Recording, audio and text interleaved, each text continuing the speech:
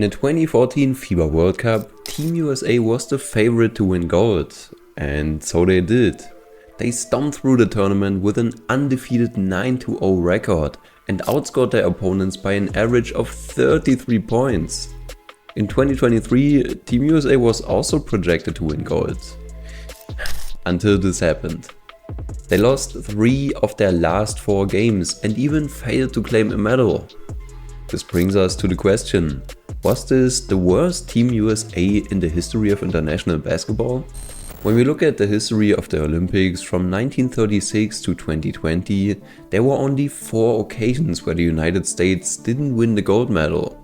Furthermore, the team has claimed a spot on the podium in all but 1 event, and that was in 1980.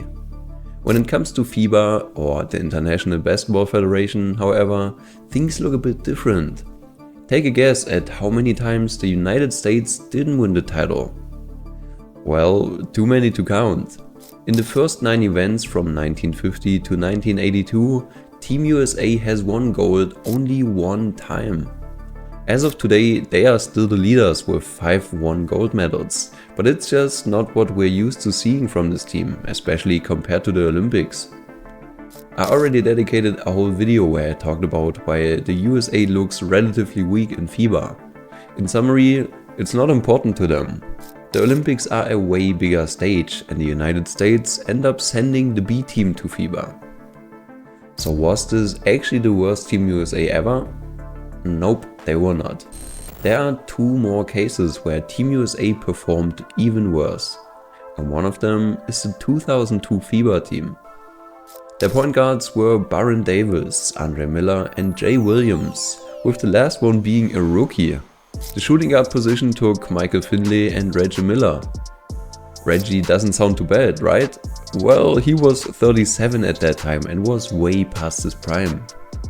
Their small forwards were Paul Pierce and Shawn Marion.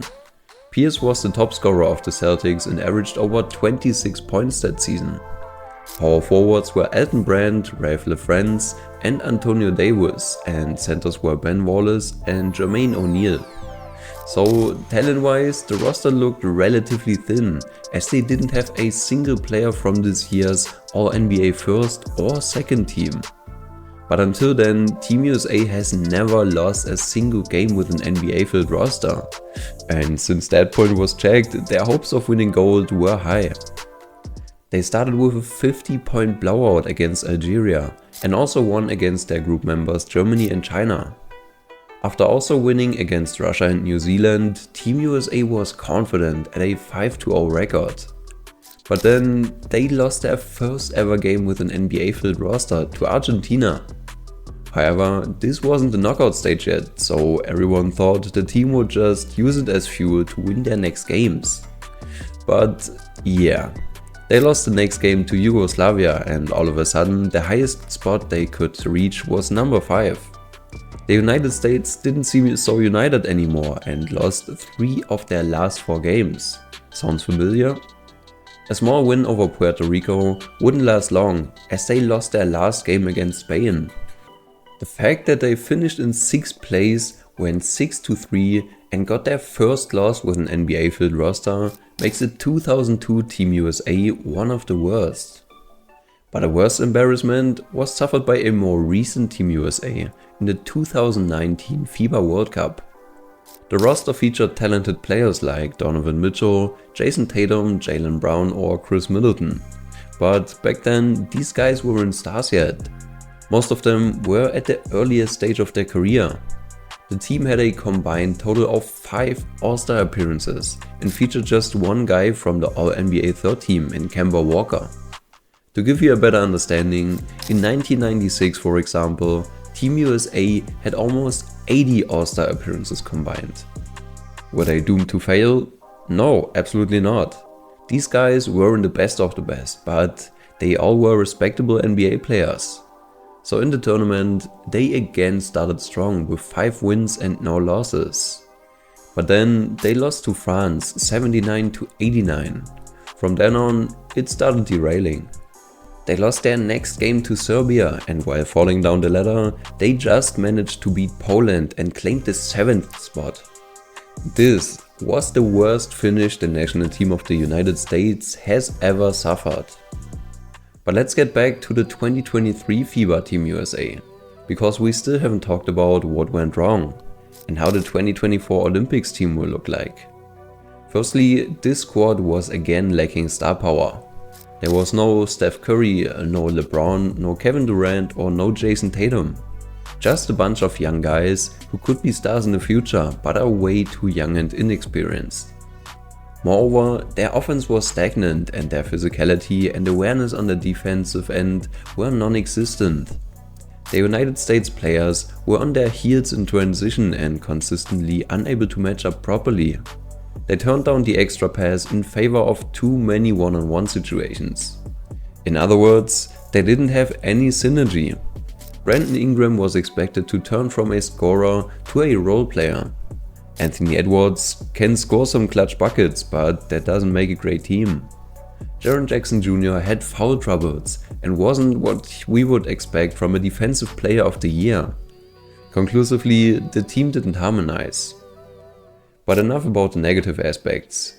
What would you say that the USA needs to improve for the 2024 Olympics team?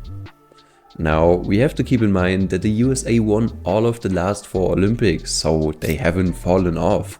They just don't send their best players to FIBA. Or to correct that, the star players are deciding to rest after a long season, and potentially even postseason for some, instead of attending the less important version of the Olympics. When the bigger event comes around, most of the NBA superstars are accepting the offer to play for Team USA. So let's build a team that could win the Olympics in 2024. As point guards, let's take Steph Curry and Tyrese Haliburton. Steph is a no-brainer as he adds great outside shooting and also has impact without the ball with his gravity. Haliburton played well in this year's FIBA, so we can consider him as the reserve. If we want to add some defensive prowess, we can also consider including Jrue Holiday in the roster. For shooting guards, we can take Anthony Edwards and Devin Booker. While Edwards is still very young, it is clear that he is about to become a superstar. With one more season under his belt, he can make an even greater impact than this year, where he put the team on his back multiple times. Booker, on the other hand, already has some experience as he was part of the 2020 Team USA who won gold. For the forwards, we can add Kevin Durant, LeBron James, Jason Tatum and Paul George. All of them are stars in the NBA with an endless list of accomplishments. And though LeBron and KD are rather old, they are still top picks. The only thin position is center. We can take Anthony Davis, but he doesn't like this position. Brook Lopez didn't go so well last time in 2019. Bam Adebayo would be a great choice as he adds a ton of versatility. Finally, Joel Embiid would be a considerable choice, but the problem is we don't know if he would play. Born in Cameroon, he is a naturalized French and American citizen. By the way, if you enjoyed the video so far, you could help me out by subscribing to the channel. Anyways, with these stars on the roster, and hopefully a better synergy than this year, it would be no surprise to see Team USA winning gold at the 2024 Olympics. What we can take away from this year's FIBA World Cup is that the world around the US is evolving. They are producing more basketball stars than ever. Still, Team USA holds the spot as the best basketball nation and is not looking to give it up. This year's Team USA didn't perform well, but it wasn't the worst team ever. Meanwhile, the other nations showed some great rosters. Take Canada for example. Shai Gilgeous-Alexander played remarkable. There are just a few things he needs to fix to become unstoppable. If you want to know more about it, check out this video. Just click on the screen. I'll see you there.